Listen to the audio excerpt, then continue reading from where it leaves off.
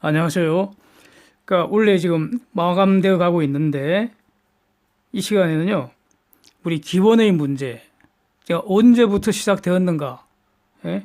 이런 좀 근본적인 문제 한번 생각해 보려고 합니다.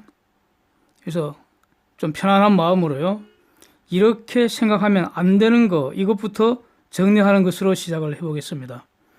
그러니까 한국인의 영양 기준에 실린 표를 보니까 100일 지난 아들의 키 60cm로 나와 있습니다. 그래서 1년간 쑥쑥 자라더니 86cm가 됐습니다.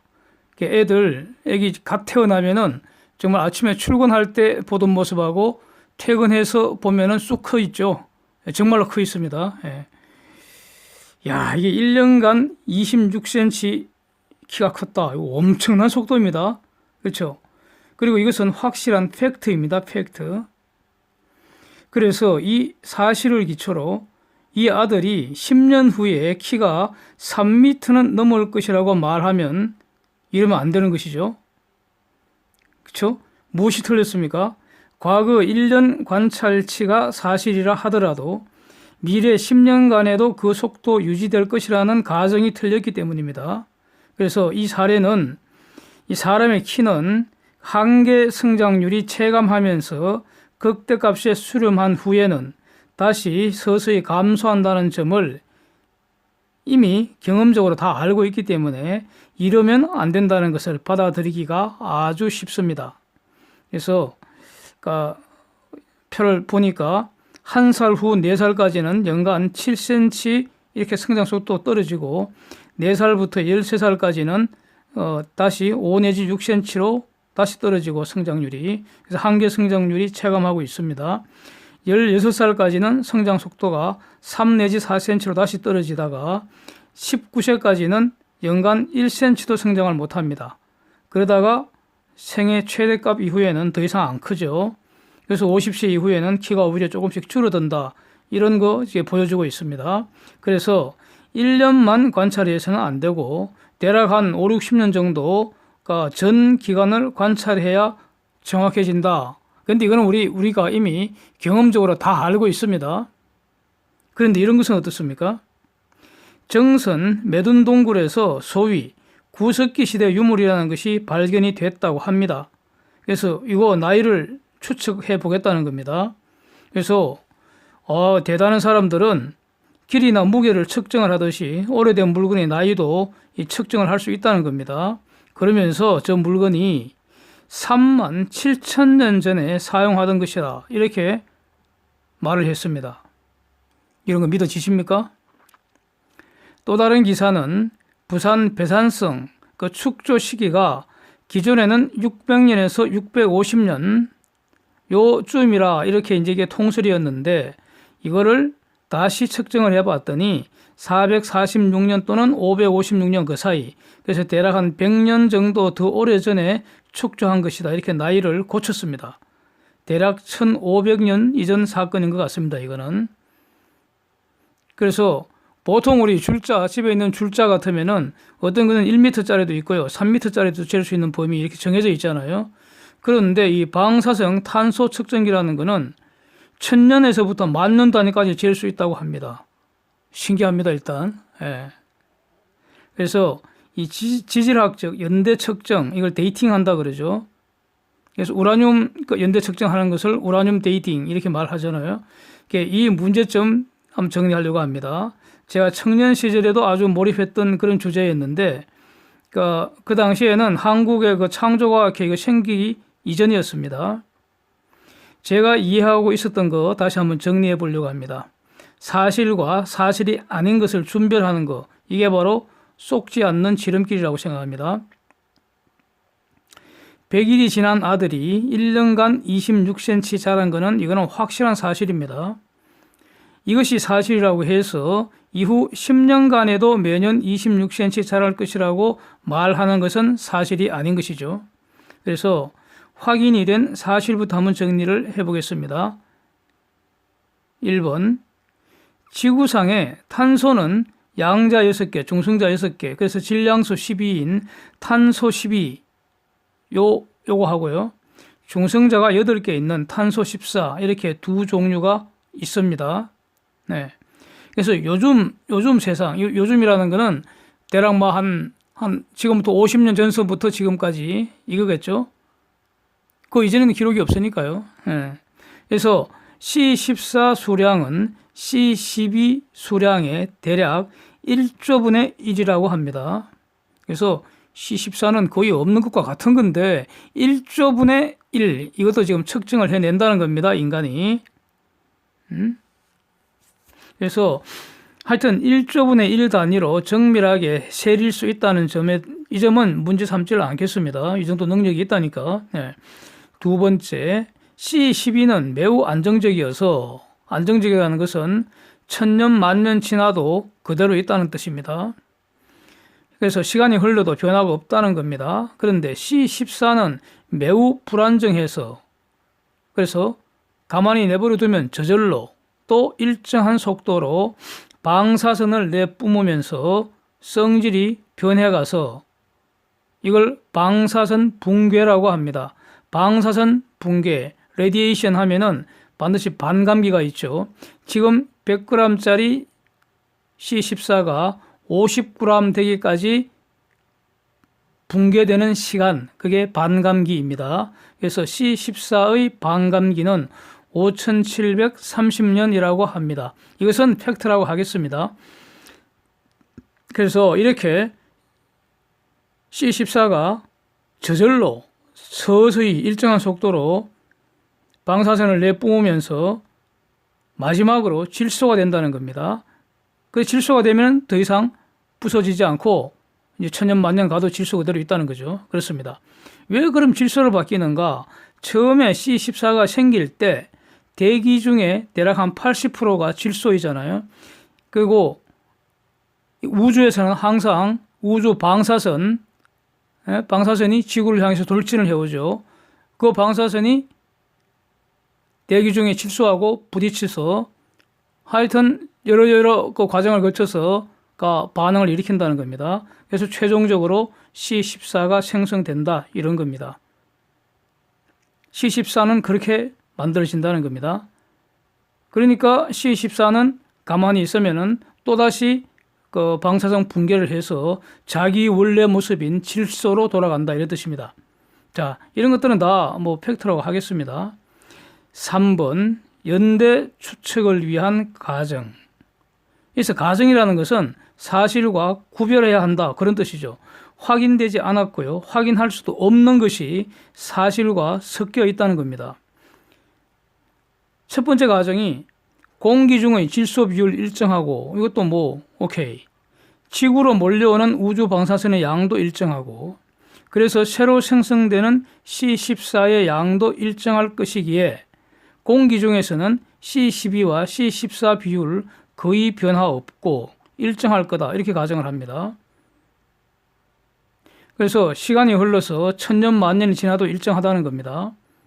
자, 그런데 시간이 지나면 모든 것은 변한다는 것이 하나님의 말씀이라는 거 미리 지적을 하겠습니다. 그리고 이 과학이라는 이름으로 일정하다, 변화가 없다 이렇게 말하는 것은 그 어떤 특정한 그 관찰 기간 동안의 변화로 인한 오차는 무시한다. 그거는 고려하지 않겠다 이런 의미이기도 합니다. 그래서 두 번째 가정은 또 공기 중에 C12, C14 비율이 일정한 평형 상태라면은 그러니까 일정하다면 식물은 광합성 과정을 통해서 탄소를 흡수하고요. 호흡을 통해서도 탄소를 배출하죠. 그래서 결국은 살아있는 식물의 몸속에 C12, C14 비율도 공기하고 같을 거다. 이렇게 가정하고요. 동물은 또 식물을 음식으로 섭취하고 또 호흡을 하면서 살기 때문에 살아있는 동물 몸속의 C12와 C14의 비율도 공기와 같을 거다. 뭐 여기에 대해서는 별 이의가 없습니다. 이런 가정하에서 동식물이 죽어버리면 어떻게 되느냐? 더 이상 외부의 C14가 들어오지를 못하게 되죠. 그래서 세상과 단절된다 이런 뜻입니다. 탄소 순환과 관련해서 세상과 단절된다 이런 겁니다. 이 단절된 상태에서 단절되었다는 게 중요하겠죠. 이것도 가정입니다. 몸속의 C12는 변화가 없습니다. C14는 저절로 방사선 내뿜으면서 부서지기 시작하죠. 그래서 질소로 변해갈 것이고요. 그래서 질소는 공기 중으로 흩어져 사라져 버릴 것이고, 그래서 만약에 어떤 오래된 뼈 조각이 발견이 됐는데 그 속에 C12와 C14 비율을 측정을 해보니 만약 C14가 C12의 2조분의 1로 나왔다면 그러면 그 뼈는 5730년 됐겠구나, 이렇게 추측할 수 있다는 주장입니다. 네? 여기서 1조분의 1, 2조분의 1 이 정도 정밀하게 그 탄소량을 측정할 수 있다. 이걸 이제 전제를 하고 있다는 거 다시 말씀드립니다. 우선 위 방법에서 유물 속에 C12, C14 비율이 적으면 적을수록 오래된 것이라는 결론을 내리게 되겠죠. 자, 여기서 사실 여부를 확인할 수 없는 게 있습니다. 가령 100년 이내에 공기 중에 C12, C14 비율이 1조분의 1로 일정하다고 하더라도, 요즘 그렇다는 거죠. 요즘 그보다 더 긴 기간에 공기 중 C12, C14 비율은 알 수가 없습니다. 원칙적으로.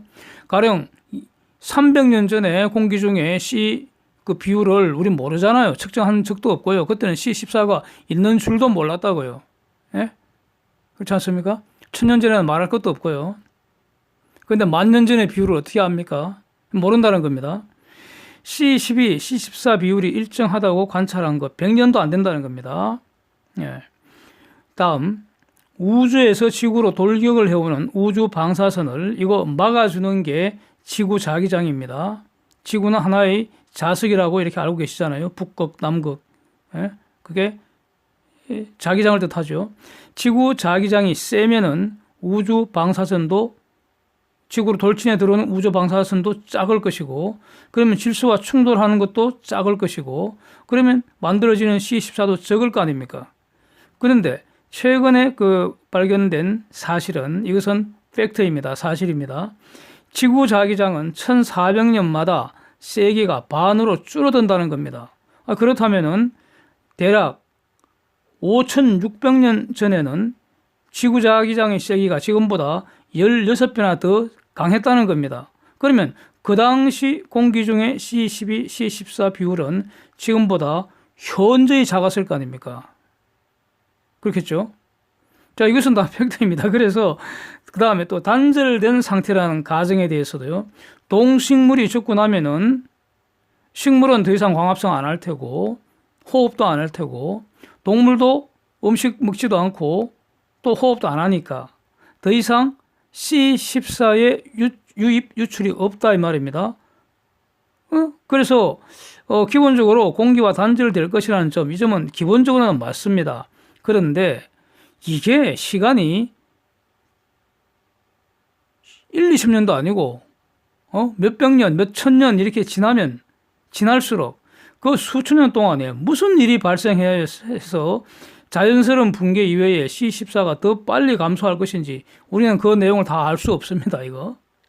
그래서 가령 1000년 이내에서 한 수백 년 정도 범위, 이 정도 어떤 그 연대 측정을 한다면, 그러면 이 탄소 연대 측정이 어떤 그 어느 정도 그 오차를 전제를 하고 그 나이 데이팅하는 수단으로 이 정도는 사용할 수 있을 것 같습니다. 저는. 그런데 지금 그 지구 자기장 반으로 붕괴하는 기한인 1400년, 이 1400년이 넘어가는 그런 장기일수록 오차는 현저히 커질 거 아닙니까? 그래서 이건 뭐 명확한 기준은 없습니다만은 1400년에 2배. 그러면 지구 자기장이 지금 4분의 4배나 더 세진다는 건데, 그러면 최소한 4배 이상 더 적을 거 아닙니까? 2800년 전에 지구 대기상에서 C12, 14의 비율.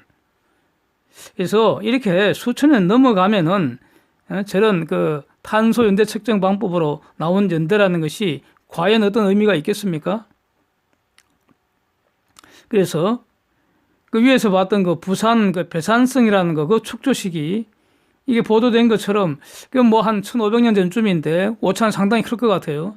그럼에도 불구하고 뭐 그거는 어느 정도 그 다른 방법이 없으니까 연대를 측정한다고 할 때 그나마 그래도 이제 비교적 그 합리적인 방법이니까 이거는 뭐 좀 받아들일 수 있을 것 같습니다. 저는 개인적으로는. 그런데 정선 매둔동굴의 3만 년설은 정말 웃기는 소설 같지 않습니까? 저는 그렇게 완전히 웃기는 소설 같습니다. 저는 안 믿습니다. 전혀. 여러분 믿어지십니까? 예. 이렇게 그 탄소 연대 측정은 사실 가령 뭐 한 2, 3천 년, 3, 4천 년 이렇게 넘어가면은 거의 의미가 없어져서 말하자면 줄자가 너무 짧아서 거의 사용을 못 합니다. 그래서 긴 것도 잴 수 있는 줄자를 새로 만들어냈습니다. 이게 바로 우라늄 연대 측정 방안이죠. 우라늄 238은 시간이 지나면서 저절로 또 방사선 내뿜으면서 성질이 변해갖고 결국 납이된다는 겁니다. 납이되면 더 이상 변하지 않고 천년 만년 지나도 그대로 있다는 거죠. 안정적이라는 게 그런 뜻입니다. 그런데 우라늄 238의 반감기가 45억 년이라고 합니다. 그래서 이게 바로 45억 년을 잴 수 있는 자가 탄생했다 이런 뜻입니다. 가령 그 우라늄 광산 이런 데서 우라늄과 납이 동시에 포함된 어떤 돌 덩어리가 하나 나왔다고 합시다. 그래서 이 돌은 언제 만들어졌을까? 이걸 궁금해하는 사람들이 있다는 겁니다. 저는 궁금하지 않은데 말이죠. 그래서 이 나이를 알 수 있다는 거예요, 이 사람들이. 하여튼 근데 재미있는 것은 대부분의 사례가 전부 그 돌덩어리 안에 우라늄의 양과 납의 양이 지금 비슷하게 있는 이런 것들만 지금 사례로 제시됩니다. 묘합니다. 하여튼. 그래서 이 사람들이 가정을 한다는 겁니다. 돌이 처음 만들어졌을 때는 납은 없고 전부 우라늄만 있었는데 그동안 우라늄이 방사선 붕괴되어서 즉 성질이 변해서 납이 되었다는 겁니다. 그래서 처음에는 납은 0이었다가 우라늄만 있었는데 지금 우라늄 반, 납 반 이렇게 대략 반반 있다는 겁니다. 그러면은 그 반감기가 한 번 지났다는 거 아닙니까? 그러니까 그 돌의 나이가 45억 년 이렇게 말한다는 겁니다. 그러니 지구 나이는 최소 45억 년이다 이런 뜻입니다. 예? 이런 거 믿으시십니까? 처음에 납의 양이 얼마 있었는지를 어떻게 압니까? 예? 억년은 고사하고 백년도 살지 못하는 인간이지 않습니까? 사진에서 달에서 가져온 암석의 나이도 이렇게 암석 속에 우라늄과 납의 양을 측정해 봤더니 비슷하게 있답니다. 그래서 달의 나이가 45억 년이라고 주장을 하고 있습니다. 또 수년 전에 진주 지역에 운석이 떨어져서 그게 호가 270억 호가 했다고 그러죠. 그래서 대박 맞은 분들 계시잖아요. 사진의 운석 바로 그건데 이거 나이도 우라늄 그 운석 안에 있는 우라늄 양과 납의 양을 측정을 했답니다. 측정을 해봤더니 비슷하대요. 두 개의 그 양이.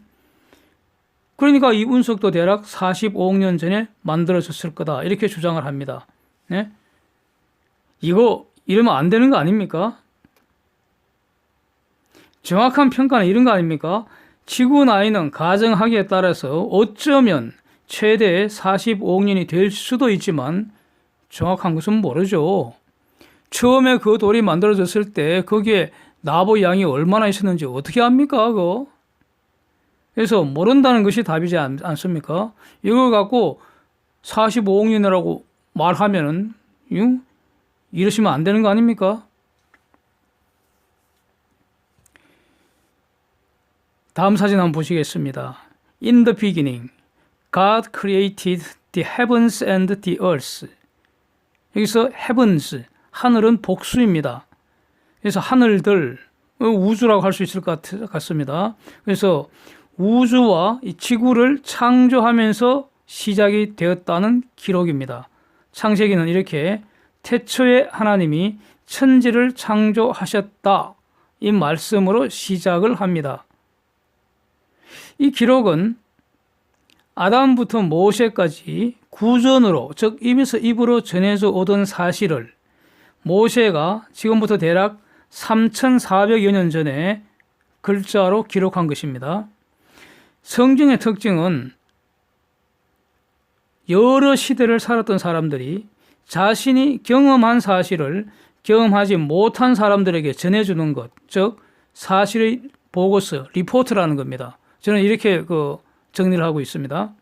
창세기 1장 1절부터 아담이 창조되는 그 시기까지 있었던 사실은 아담이 어떻게 알았겠습니까? 아담은 그때는 없었잖아요. 그것은 하나님이 직접 아담에게 설명했을 것이라고 저는 추정을 합니다. 아담은 자신이 하나님에게서 들은 사실과 그게 바로 창세기 1장 1절부터 아담이 창조되는 그 순간까지 기록된 내용이죠. 그거는 아담 자신이 하나님한테 들은 사실과 그 이후 아담이 직접 경험한 사실을 있었던 사실 그대로 자기 후손들에게 말로 전달을 했고요. 그래서 아담의 아들, 손자, 증손자, 고손자에게 순차로 가족 구성원들에게 끊임없이 창세기 내용을 말로서 전달을 해준 겁니다. 창세기를 차분히 읽어보면요, 사실의 전달이 매우 정확하게 되어 있음을 알 수 있습니다. 이거 인정하지 않을 수가 없습니다. 아담부터 노아까지는 수명이 대략 700에서 900살, 평균 900살이었습니다. 그때. 그래서 아담은 8대 손인 노아의 아버지 라멕이 56살 되기까지 아담이 직접 창세기 내용을 구전하였을 것으로 보이는 겁니다. 그 다음에 노아는 홍수 사건이 거대한 사건이었으니까요. 홍수 전으로 확 바뀌었죠. 완전히 새 판이 판가리 한번 해버린 거죠. 홍수 사건이. 노아는 홍수 사건 이전에 아담의 3대 손부터 아담의 9대 손인 자기 아버지 라멕으로부터 창세기를 구전받았습니다. 홍수 이후에 노아는 아브라함이 58세 되기까지 창세기와 홍수 이야기를 직접 아브라함에게 말로 해준 거죠. 전달해 준 거죠. 그 다음에 아브라함이 노아로부터 받은 구전받은 창세기 내용을 후손에게 당연히 전달해 줬을 것이고요. 그래서 당연히 요셉한테도 전달되었을 것이고요. 이 요셉이라는 사람, 당시 이집트 고대 제국 창설의 특등 공신 아닙니까? 네? 이집트 제국 탄생되어 가는 과정이 저는 창세기 후반부에 잘 묘사되어 있다고 저는 보고 있습니다. 기근 사건. 그래서 요셉이 이집트 제국의 총리직을 수행했던 거 아닙니까? 그래서 아마 요셉이 처음으로 이 창세기 내용을 기록으로 남겼지 않았을까, 이런 가능성도 지금 제기가 되고 그러죠. 그런데 확실한 것은 지금 이 창세기는 모세가 기록한 것이고요. 예수님도 이것을 확인한 것이죠. 모세는 창세기 외에 출애굽기, 레위기, 민수기, 신명기 모두 5권의 기록을 한 것입니다. 이것을 모세의 책이라고 하지 않습니까? 그래서 창세기 1장 1절에 우주와 지구를 동시에 창조한 거 아닌가 저는 이렇게 보입니다. 근데 이게 쟁점은 아니니까요. 하여튼 저는 그렇게 보입니다. 2절 이하에서는 창조의 상세한 설명이 이어지고 있는데 이 성경의 사건들은 그것이 발생한 시간, 비교적 지금 성경 내부에서는, 성경 자체에서는 비교적 정확하게 기록으로 남겼고요. 그래서 이것을 토대로 성경 연대기를 구성을 할 수 있다, 이런 뜻입니다. 아담이 창조된 시기를 아담력 0이라고 치고 연대를 추적해 보면은 지금은 아담이 창조된 후, 즉 아담력 0으로부터 대략 한 6천여 년이 지난 것 같다, 이런 뜻입니다. 그런데 성경의 기록은 가정이라는 게 전혀 없습니다. 기록한 사람이 직접 그 당시에 경험한 사실을 그대로 기록했을 뿐입니다. 그래서 구전으로 전달받은 사실에 기초하는 그런 성경 연대와 과학이라는 이름으로 사실과 허구가 뒤섞여 있는 이런 탄소 연대와 우라늄 연대, 이건 완전히 지금 다릅니다. 어느 것을 선택하시겠습니까? 그래서 이 연말 연시에 좀 차분하게 인생의 근본적인 문제에 한번 묵상해 보시기를 권고해 드리고 싶습니다. 이상입니다. 함께해 주셔서 감사드립니다.